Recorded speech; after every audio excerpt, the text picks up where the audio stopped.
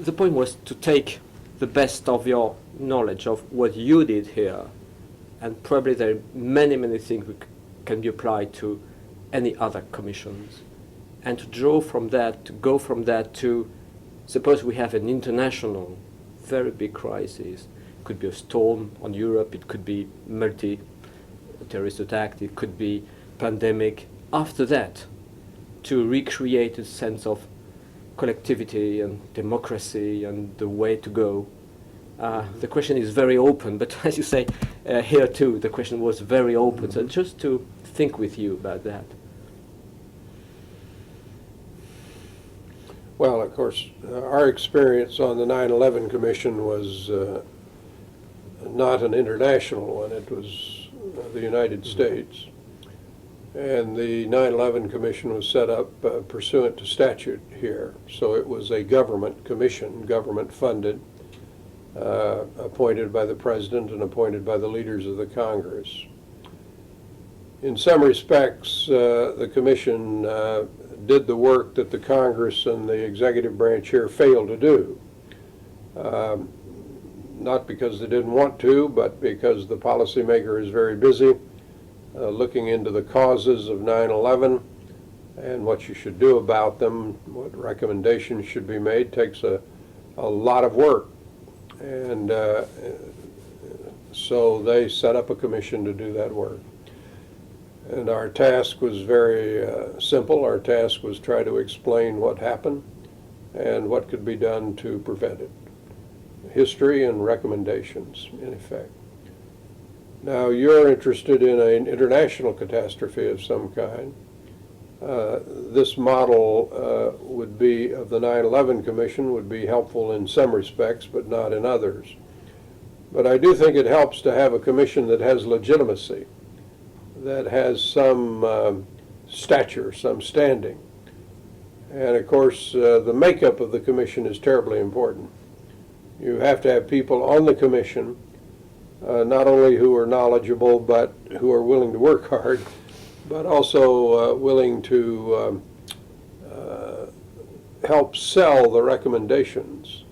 And that means they have to have political clout. They have to be familiar with the political process and be able to move it forward. And you insist on non-partisanship. It's very important that you remove as much as you can. It's not possible to remove it completely, partisanship. I think a report following a catastrophe has merit, has credibility, has standing, only to the extent that it is done in a very professional way and removes from it the taint of politics as much as possible.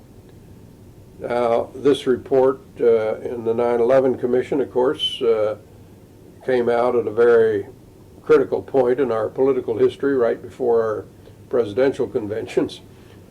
But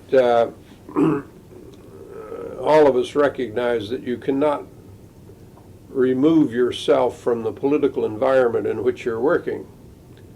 But at the same time, you have to be dedicated to, the members of the commission have to be dedicated to trying to approach it in a nonpartisan and objective way. And what is very striking when you receive your call, and I think Mr. Keane is literally the same, immediately the brain is, what are the 2 or 3 points to avoid, just to avoid failing? Second, what are the big points to have in mind to success? And then who we are going to ask to come that could work together. Mm-hmm. And there is a session inside, but there is something at dinner to be well together, to have a group of people. It's just well, I think it's very important for the commissioners to get to know one another, and to get to know one another on a social basis, so that you see a commissioner not as a Democrat or a Republican in our politics, but as a person. And you try to understand their point of view and respect it. If you don't have that fundamental trust in the commission, it won't work. You have to have that, and so the members of the commission, as much as possible, have to put aside their partisan feelings and focus on the facts of what actually happened, and then try to draw from those facts recommendations.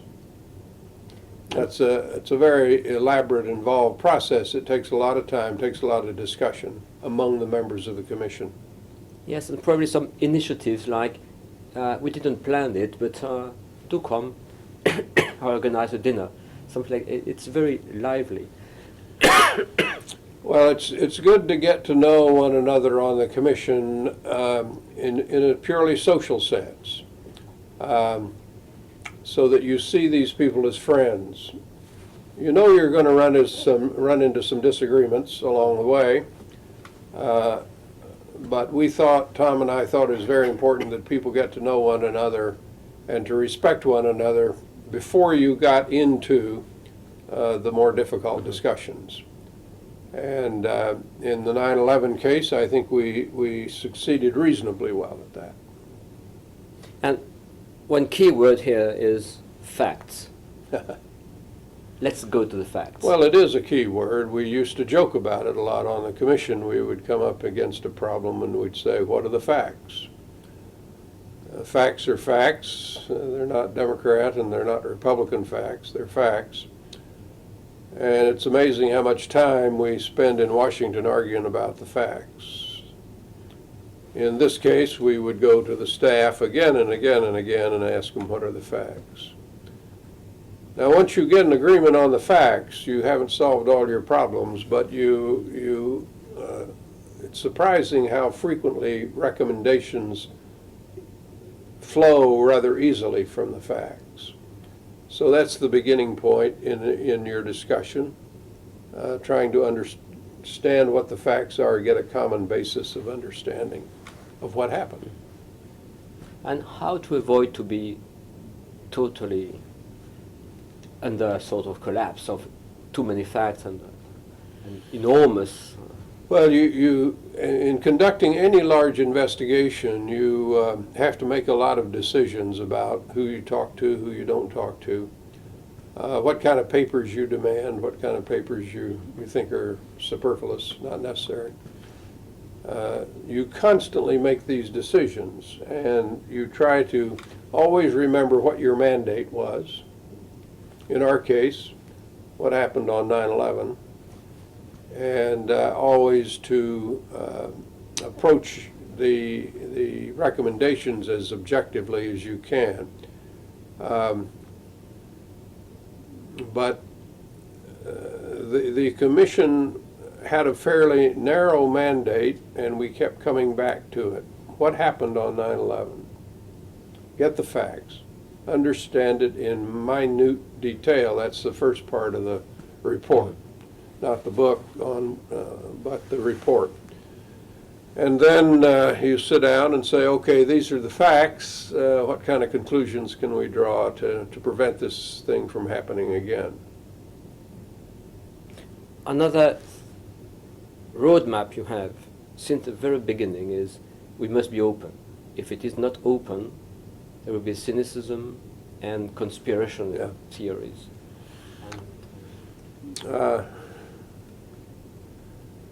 Well, there's a lot of skepticism about our government among the American people, a lot of suspicion of it, a lot of cynicism towards it. And you can't wave a wand and reduce or eliminate that. The only real solution for it is to conduct your business in a very transparent way so that people see you and can ask questions and can send in questions on email. And so Tom and I considered it very important that we keep people informed about what we were doing and not to do things secretly. Now, sometimes in this investigation, you're, for example, examining highly classified documents, so you don't have a choice. You have to be secret. But we tried to minimize that as much as we possibly could, and I think reasonably succeeded. Another difficult dimension is when you have to deal with the families, with the victims, and then you go very rapidly from something which is a typical study to something which is extremely emotional, and when heart has to speak a lot, and if you mix, so. Well, we had a love-hate relationship with the families. Without the families, we wouldn't have been. Some of the family members were very, very well informed, and we wanted to draw on their expertise. They had investigated this very, very carefully. Other family members less so. So we always considered the families our allies in the entire process. Now, sometimes they got very upset with us, mad, because we didn't do things they wanted us to do, or at least we didn't do them the way they wanted them done. But by and large, we paid a lot of attention to the families. Tom and I met with them for hours and hours and tried to understand their concerns and tried to learn from them. So the families were hugely important to us in a political sense. We wouldn't have been in existence without them. They demanded a commission. We recognized their expertise. Now, we asked them to submit questions to us, and they did in very large number. We couldn't possibly answer all those questions. We just couldn't do it. But we looked at the major questions and tried to answer them as best we could. They knew we were making a genuine effort to answer their questions, and they also understood that in some cases we just wouldn't be able to satisfy them or ourselves. And the relationship with the government, the White House, and it's very, very interesting because we see the Commission requesting some things, demanding some other things, understanding the constraints they have, trying to find the good line, and I think it must have been extremely difficult to find the edge, to be on the edge, what is possible, what is not possible, what is... Well, we wanted to try to find out what happened, and that means we had to talk to a lot of people who didn't necessarily want to talk to us. And we had to talk to a lot of different people, some of whom really were not, some of whom were very glad to talk to us, others were less willing to do so. But all of whom could be helpful to us in terms of understanding the events. So it was not an easy line to walk, but one that we thought was necessary. If you had 2 or 3 key witnesses that refused to talk to us, that could have hurt us and hurt our credibility as a report. As it was, we got access to everybody we sought, and we got access to all of the documents we sought. Not always exactly as we wanted that access to be, but we got access to the documents. Likewise, there were people we did not get complete access to, but we got partial access to.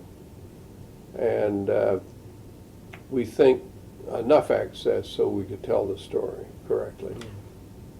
Because we feel the Commission from time to time saying, do we stop there? Do we say no? And finally we find another ally pushing the whole system, then we find another way. And it's very human, very organizational. Well, it takes a lot of patience and a lot of persistence to run this kind of a commission. As we say in the book, very early on, we had to decide how to proceed in a confrontational manner, in which case we'd issue a lot of subpoenas, or in a cooperative manner, and we chose the cooperative manner. Now, it took a lot more time, but it didn't alienate people in the end, and I think it was the right thing to do because we had a pretty good result. If we had issued a lot of subpoenas, I think what would have happened is the executive branch would have just closed up on us and not responded. your strategy is, I think, is clearly explained there, is to show people their best advantage is to work with you, and working against you is not in their in a good strategy for themselves. So finally they accept and. Well, we had one thing going for us, and that is if somebody said, no, we don't want to give you that information, we just made it public. And the public pressure worked in our favor. Mm-hmm. And it's true for any organization. You have some which are extremely cooperative, and some which seems to be totally rational, because it's stupid not to cooperate.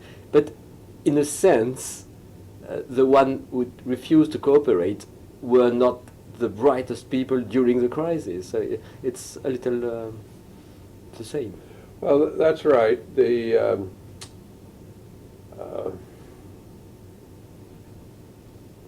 secrecy is very much a part of the government. You have to break down that, and in order to do that, you have to break through suspicions. I think an awful lot of people thought that we were out to get them. We were going to hang them in the public square. And so they were deeply suspicious to us. You can't wave that away with one or two meetings. You have to establish your credentials. And that means you have to do very professional work. You have to show people that you're going to be fair. And once they get a sense that you're serious about your work, you're trying to do a professional job of it, you're trying to be fair to people, they become very cooperative. But unless they get that sense, they're not cooperative. And we couldn't get information without cooperation. And with the media, not to be a toy for the media, to have your rule and not the rule of the media. Well, you have to learn to control the media. You can't do your job without the media. They're the ones that get it out to the public.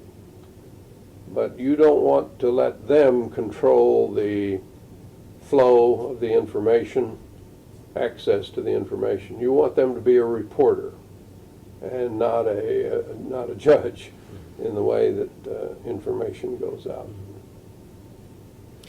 Since the beginning, you put that clearly in the first pages. You were thinking of, well, the day it goes out, how to be sure we convince the American people. Yeah. Well, we always understood we had several audiences. Clearly the President and the Congress, a lot of officials here in town. But we also knew that we had to speak to the American people.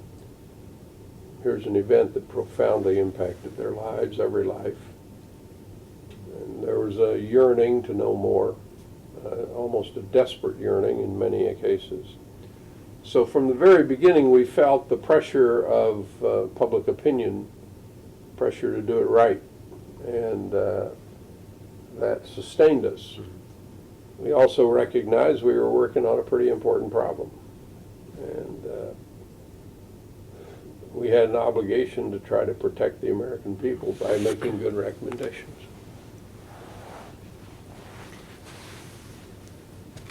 And for you, what were the most difficult times, most difficult experience you had to go through, where you could say, oh, it will never succeed, it's finished, it's impossible? I'm sure you should be prepared to have this time very difficult when say, well, where are we? Yeah. There were certainly times during the investigation when I or any of us would get discouraged and wonder if we could get the information we needed. It wasn't always clear that the rejection of the confrontational approach or the acceptance of the cooperative approach would get you where you wanted to go. But you have to keep working at it. And you cannot be too discouraged with a no answer. You just have to keep plugging along. Usually some way can be found to accommodate people. Not always, but usually. Yes. And this is in some cases where you use that people who could have some other links, and so you use your Well, 10 people. the key problem was with the White House. The White House, of course, was initially quite skeptical about our work.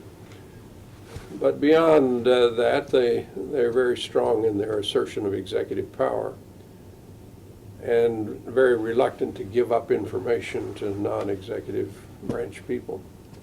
So we had to overcome that, and we had to establish our credibility. We had to put it in blunt terms, we had to persuade the president that we were not out to get him.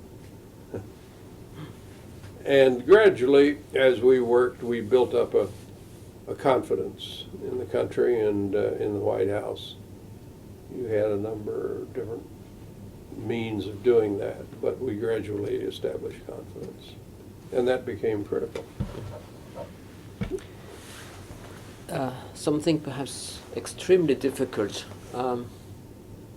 When you have a new crisis, certainly you have facts, but if the whole map, the whole model is changed, there is a huge gap between the facts that these people saw these facts and the reality, and there is a gap between the facts as they saw it were and the real challenges. And it's very difficult for a commission to clarify the real issue. Well, look, you can't explore every avenue.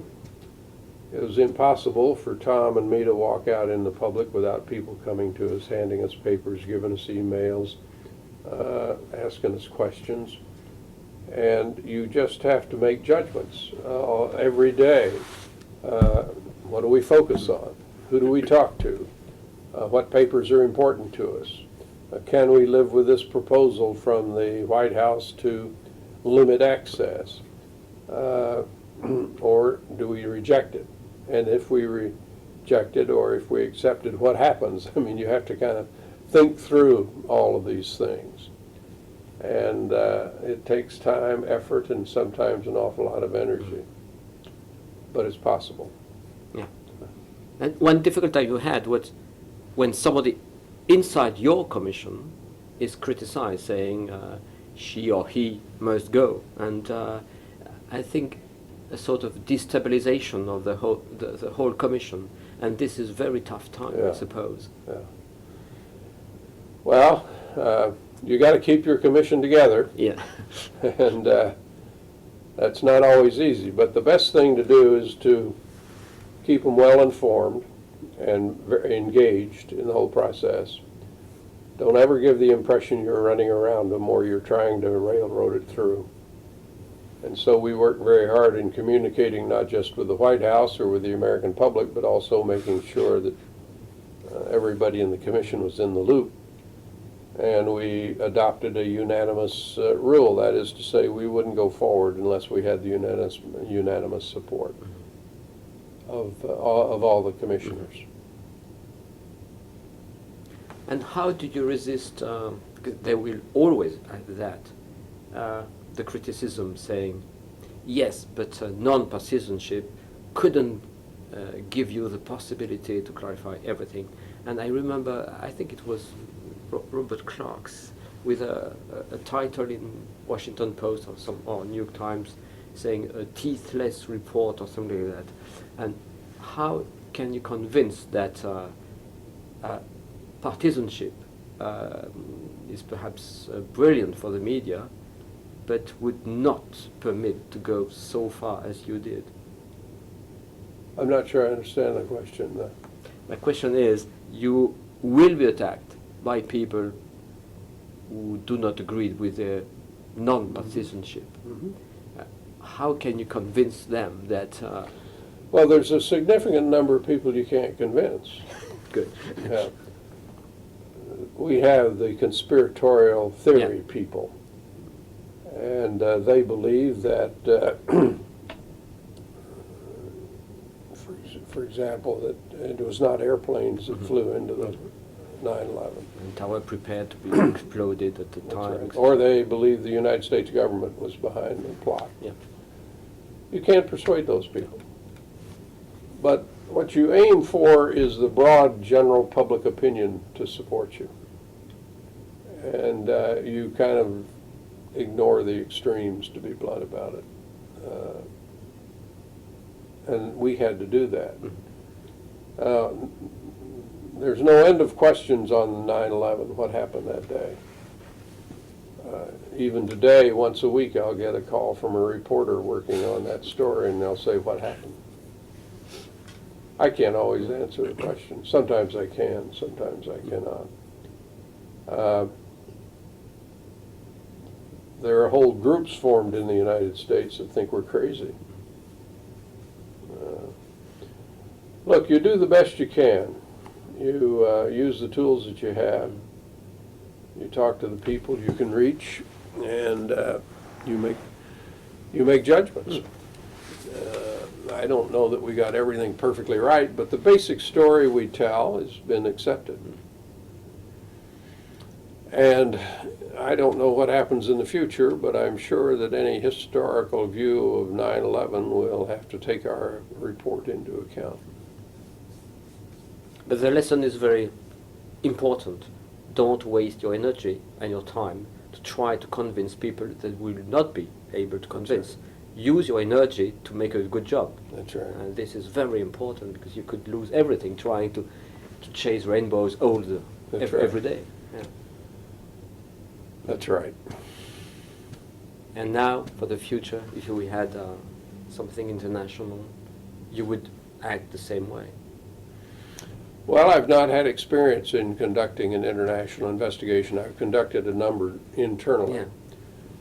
So I'd have to feel my way along for an international investigation, but I'm probably better off to let somebody else do that. We will have to invent it. So thank you very much. Okay, I'm glad to do it.